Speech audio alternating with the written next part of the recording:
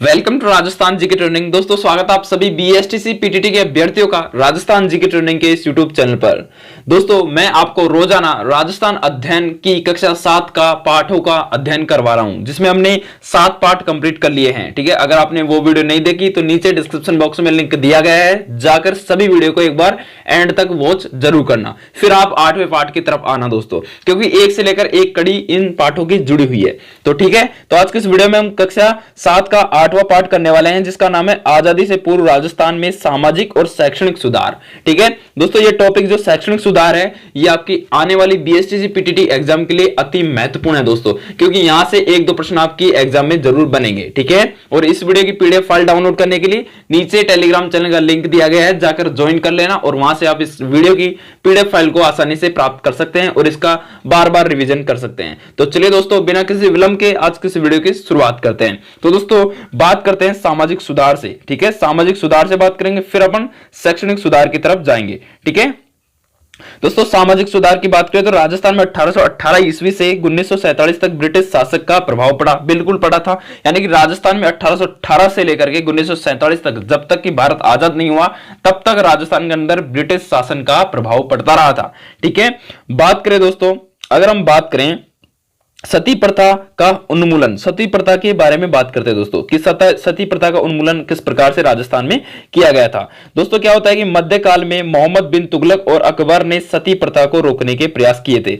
यानी कि क्या होता था कि राजपूत रानियों में ये ज्यादातर प्रथा चलती थी। क्या होता था कि जब जो राजा होता था या फिर अपना जो पति होता था, उसकी मृत्यु होने के बाद जो पत्नी थी उसकी, वो भी उस यानी कि दाह संस्कार में खुद उसके साथ, अपने पति के साथ जल जाती थी। इसी को सती प्रथा के नाम से जाना जाता था।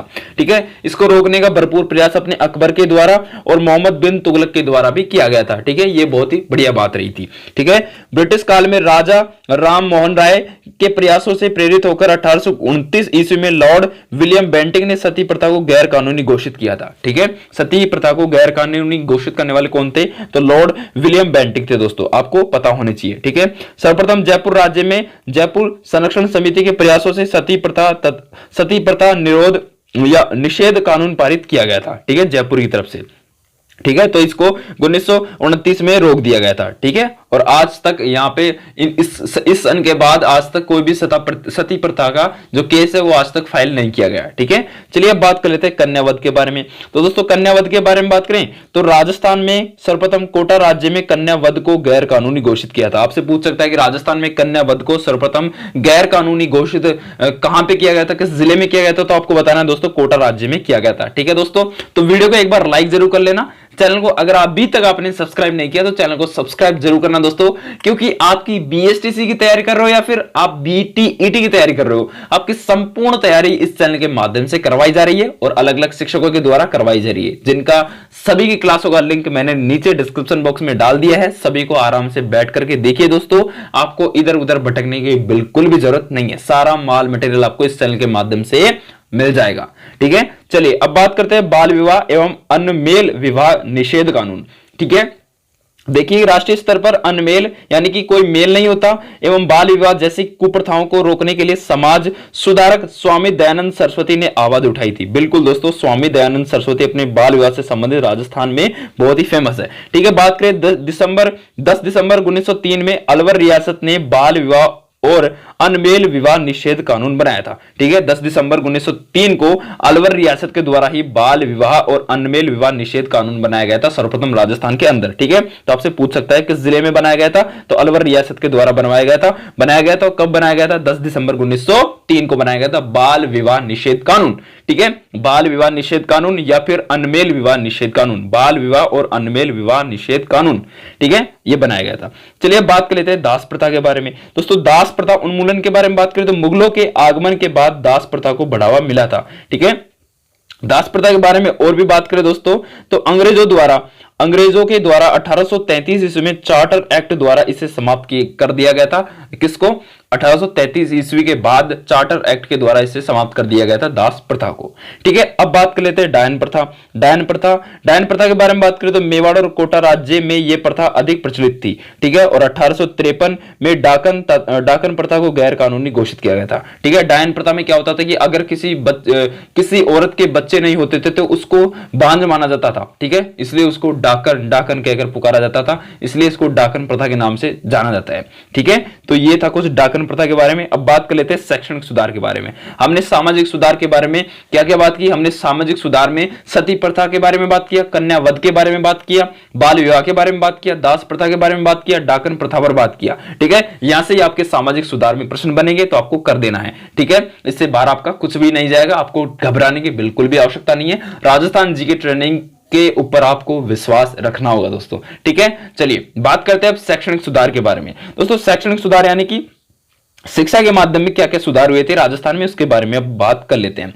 दोस्तों बात करते हैं शैक्षणिक सुधार के बारे में। तो 1819 ईस्वी में आधुनिक शिक्षा का स्कूल अजमेर में खोला गया। देखिए कितनी शानदार बात है कि 1819 ईस्वी में आधुनिक शिक्षा का स्कूल सर्वप्रथम अजमेर में खोला गया था राजस्थान के अंदर। ठीक है, बहुत ही गर्व की बात है दोस्तों। ठीक है, 1835 में अंग्रेजी भाषा राजकीय भाषा बन गई थी। देखिए 1835 ईस्वी में अंग्रेजी भाषा थी वो राजकीय भाषा बन गई थी, राजकीय भाषा अंग्रेजी बन गई थी भारत की। ठीक है, या बोले तो राजस्थान की।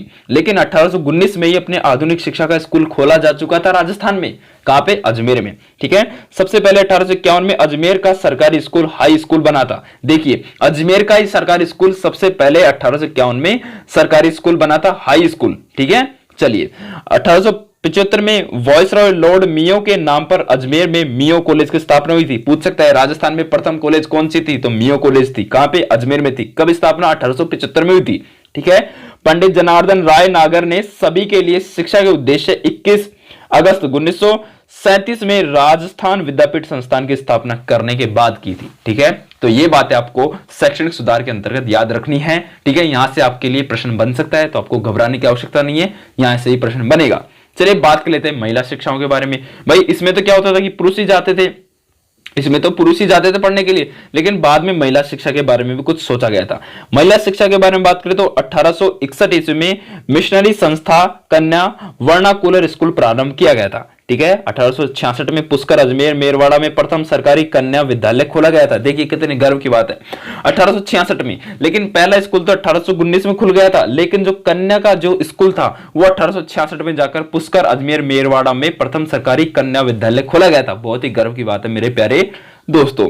तो दोस्तों ये थी अपने कुछ शैक्षणिक सुधार के बारे में। ठीक है, महिला शिक्षा के बारे में और शैक्षणिक सुधार के बारे में हमने शैक्षणिक सुधार और महिला शिक्षा के बारे में इतनी बात हमने कर ली। चलिए दोस्तों अब बात करते हैं प्रमुख जननायक की, यानी कि सामाजिक शैक्षणिक सुधार में जो राजस्थान में जो योगदान दिए थे प्रमुख लोग, जिसको हम हीरो भी कह सकते हैं। ठीक है, क्या कह सकते हैं? हीरो भी कह सकते हैं। चलिए उनके बारे में बात कर लेते हैं। तो सबसे पहले हीरो में आते हैं दोस्तों अपने भोगीलाल पांड्या। भोगीलाल पांड्या के बारे में बात करें तो इनका जन्म 1904 में हुआ था, और कहां पे हुआ था? डूंगरपुर में हुआ था। ये डूंगरपुर के रहने वाले थे भोगीलाल पांड्या। ठीक है, इनसे आपके लिए एक प्रश्न बन सकता है, और वो प्रश्न कौन सा है कि आदिवासियों का मसीहा और वागड़ के गांधी के नाम से किसे जाना जाता है? तो अपने भोगीलाल पांड्या को जाना जाता है। तो यहां से आपके लिए ऐसा प्रश्न बन सकता है जो आपको पता होना चाहिए। ठीक है, ये अपने जननायक थे दोस्तों, यानी कि जनता के हीरो थे दोस्तों ये।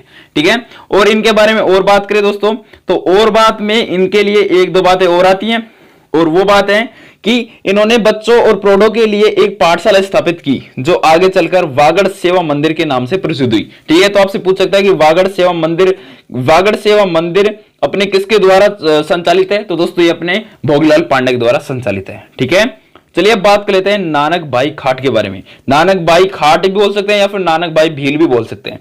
ठीक है, डूंगरपुर राज्य में जन जागृति हेतु सेवा संघ द्वारा पाठशालाएं खोली गई थी, अपने नानक भाई खाट के द्वारा या फिर नानक भाई भील के द्वारा। खाट इनकी क्या होती थी? जाति थी। ठीक है, पुलिस अधिकारी ने नाना भाई को पाठशाला बंद करने के लिए कहा तो उन्होंने बंद करने के लिए मना कर दिया, तो उनकी हत्या कर दी गई। ठीक है, तो नानक भाई के बारे में आप सबको पता है। ठीक है, नानक जी भाई भील के बारे में आप सबको पता है। चलिए बात कर लेते हैं सेंगाबाई व कालीबाई के बारे में। सबने सुन रखा है इनके बारे में। ठीक है, चलिए कुछ बातें और ऐड कर लेते हैं। तो सेंगाबाई व कालीबाई के बारे में बात करें तो नाना भाई के शहीद होने के बाद पाठशाला में दूसरे अध्यापक सेंगाबाई को पुलिस ने क्रूरता से पीटा तथा उन्हें वाहन के पीछे घसीटना शुरू किया। 13 वर्षीय बालिका कालीबाई ने अपनी दांतली से सेंगाबाई की रस्सी को काट दिया तो फौजी ने कालीबाई पर गोलियां चला दी और कालीबाई की वहीं शहीद हो गए। तो इनको आज भी दोस्तों शिक्षा गुरु के नाम से जाना जाता है। ठीक है, किसको? नानाबाई खाट को। और नानाबाई खाट की जो शिक्षा जो वो थी, यानी कि हम बोल सकते हैं छात्रा थी। ठीक है, उन्होंने यहाँ पे अपना बहुत ही अच्छा प्रदर्शन किया था। तो इसी के लिए दोस्तों आज हम उनको बहुत ही श्रद्धा सुमन से उनका नाम लेते हैं, कालीबाई के नाम से, सबको पता है। ठीक है, अगर कोई शिक्षक होगा जो ही इनका नाम नहीं जानता हो, ठीक है, सभी शिक्षक इनके बारे में जानते हैं। ठीक है, कई स्कूलों में भी आपने इनकी मूर्ति वगैरह या फिर फोटो वगैरह देखी होगी। तो चलिए अब बात कर लेते हैं इनके बाद करणी सिंह के बारे में। करणी सिंह के बारे में दोस्तों आपने बहुत कम सुना होगा, लेकिन अब बात करते हैं करणी सिंह के बारे में। इनका जन्म 1924 ईस्वी में हुआ था और बीकानेर रियासत के महाराजा 1952 से 1977 ईस्वी तक लोकसभा के सदस्य भी रहे थे अपने करणी सिंह। ठीक है, चलिए अब बात कर लेते हैं हीरालाल शास्त्री। हीरालाल शास्त्री भी दोस्तों अपने जननायक में से थे। ठीक है, ये भी उस समय के क्या थे? हीरो थे। जन्म इनका 24 नवंबर को हुआ था। 24 नवंबर 1899 जोबनेर जयपुर में हुआ था। ठीक है, इन्होंने वनस्थली में जीवन कुटीर नामक संस्था की स्थापना की थी और 1948 में जयपुर के मुख्यमंत्री बने थे। ठीक है, और 30 मार्च 1949 को राजस्थान के प्रथम मुख्यमंत्री बने थे। ठीक है, अपनी पत्नी के साथ मिलकर वनस्थली विद्यापीठ की स्थापना की थी इन्होंने। तो हीरालाल शास्त्री इसीलिए जननायक कहलाए। ठीक है, इसके बाद में बात करते हैं दोस्तों रतन शास्त्री के बारे में। इंपॉर्टेंट है दोस्तों रतन शास्त्री। रतन शास्त्री से आपसे प्रश्न पूछ सकता है कि महिला शिक्षा के क्षेत्र में योगदान निम्न में से किसने दिया था? तो रतन शास्त्री ने दिया था। इन्हें पद्मश्री, पद्म भूषण एवं जमनालाल बजाज अवार्ड दिए गए थे। ठीक है, आपसे पूछ सकता है कि पद्मश्री, पद्म भूषण एवं जमनालाल बजाज अवार्ड निम्न में से किसको दिए गए थे? तो रतन शास्त्री को दिए गए थे। ठीक है, अब बात करते हैं दोस्तों लास्ट में मामा बालेश्वर दयाल। तो मामा बालेश्वर दयाल के बारे में बात करें तो इनका जन्म 10 मार्च 1905 में हुआ था और इन्होंने जल, जंगल और जमीन आंदोलन चलाया था। आपसे पूछ सकता है कि जल, जंगल और जमीन आंदोलन किसके द्वारा चलाया गया था? तो दोस्तों अपने किसके द्वारा? मामा बालेश्वर दयाल के द्वारा चलाया गया था। तो ये थे दोस्तों अपने कुछ 8वें पाठ के बारे में। 8वां पाठ का नाम था आजादी से पूर्व राजस्थान में सामाजिक शैक्षणिक सुधार के बारे में। ठीक है, तो चलिए दोस्तों अब बात कर लेते हैं कि इनसे संबंधित किस तरह से आपके प्रश्न बनेंगे। तो चलिए कुछ 9 प्रश्न मैं आपके लिए लेकर आया हूं। ठीक है, तो चलिए बात कर लेते हैं इनसे संबंधित प्रश्नों के बारे में। ठीक है, तो पहला प्रश्न दोस्तों बन सकता है, पहला प्रश्न क्या बन सकता है कि राजस्थान में सर्वप्रथम किस राज्य में कन्यावध को गैर कानूनी घोषित किया था? तो दोस्तों कन्यावध को तो अपने कोटा में गैर कानूनी घोषित किया था। ठीक है, दूसरा प्रश्न बन सकता है कि अलवर रियासत ने बाल विवाह और अनमेल विवाह निषेध कानून कब बनाया था? तो अलवर रियासत ने दोस्तों बाल विवाह और अनमेल विवाह जो निषेध था वो दोस्तों कानून अपने 10 दिसंबर 1903 को बनाया था। ठीक है, इसके बाद दोस्तों तीसरा प्रश्न बन सकता है किस वर्ष डाकन प्रथा को गैर कानूनी घोषित किया गया था? तो दोस्तों डाकन प्रथा को 1853 ईस्वी में गैर कानूनी घोषित किया गया था। उसके बाद चौथा प्रश्न बन सकता है कि ब्रिटिश काल में किसके प्रयासों से प्रेरित होकर सन 1829 में लॉर्ड विलियम बेंटिंग ने सती प्रथा को गैर कानूनी घोषित किया था? तो दोस्तों अपने राजा राम मोहन राय से प्रेरित होकर इन्होंने ही लॉर्ड विलियम बेंटिंग ने सती प्रथा को गैर कानूनी घोषित किया था 1829 को। ठीक है, चलिए पांचवा प्रश्न आपके लिए बन सकता है प्यारे दोस्तों। पांचवा प्रश्न क्या बन सकता है? पांचवा प्रश्न बन सकता है कि किस वर्ष अंग्रेजी भाषा राजकीय भाषा बनी थी? तो दोस्तों अपने कब बनी थी? बिल्कुल दोस्तों 1835 ईस्वी में बनी थी अपने अंग्रेजी भाषा राजकीय भाषा। जल, जंगल और जमीन आंदोलन किसके द्वारा चलाया गया था? अभी अभी हमने बात की थी, अभी बात की थी, वो चलाया गया था मामा बालेश्वर दयाल के द्वारा। ठीक है, चलिए दोस्तों सातवां प्रश्न बन सकता है कि जीवन कुटीर नामक संस्था की स्थापना किसके द्वारा की गई थी? तो जीवन कुटीर नामक संस्था की स्थापना अपने हीरालाल शास्त्री के द्वारा की गई थी। ये जयानों में शामिल थे। चलिए बात करें आठवें प्रश्न की, तो नाना भाई के शहीद होने के बाद पाठशाला के वे दूसरे अध्यापक जिसे पुलिस ने क्रूरता से पीटा तथा उन्हें वाहन के पीछे घसीटना शुरू किया, वह कौन था? तो दोस्तों वो अध्यापक था अपने कौन? सेंगाबाई था दोस्तों। कौन था? सेंगाबाई। ठीक है, उसके बाद बात करते हैं मेवाड़ और किस राज्य में डायन प्रथा निर्मूलन प्रथा अधिक प्रचलित थी? तो दोस्तों मेवाड़ और मारवाड़ में। ठीक है, मेवाड़ और अपने कोटा में, मेवाड़ और कोटा में थी। ठीक है, तो दोस्तों ये था अपना राजस्थान अध्ययन की कक्षा 7 का 8वां पार्ट। ठीक है, शैक्षणिक सुधार से संबंधित ये पार्ट था। आशा करता हूं कि आपको यह पार्ट बहुत ही अच्छा लगा होगा और अपने दोस्तों में इस पार्ट को ज्यादा से ज्यादा शेयर करोगे आप। ठीक है, आपकी कोई क्यूरी हो तो नीचे कमेंट के माध्यम से आप हमें बता सकते हैं। ठीक है, इस चैनल को सब्सक्राइब जरूर कर लें दोस्तों, क्योंकि आपकी संपूर्ण तैयारी इस चैनल के माध्यम से करवाई जा रही है। ठीक है, कुछ दिनों बाद हम एमसीक्यू करेंगे। ठीक है, मल्टीपल चॉइस क्वेश्चनों के बारे में बात करेंगे जो आपकी एग्जाम के लिए इंपॉर्टेंट साबित होंगे। ठीक है, आपके सामने एक प्लेलिस्ट और एक वीडियो दिखाई दे रही होगी, किसी एक पर क्लिक करो और अपना ज्ञान बढ़ाओ। ठीक है, मिलते हैं कल इसी समय। Thank you.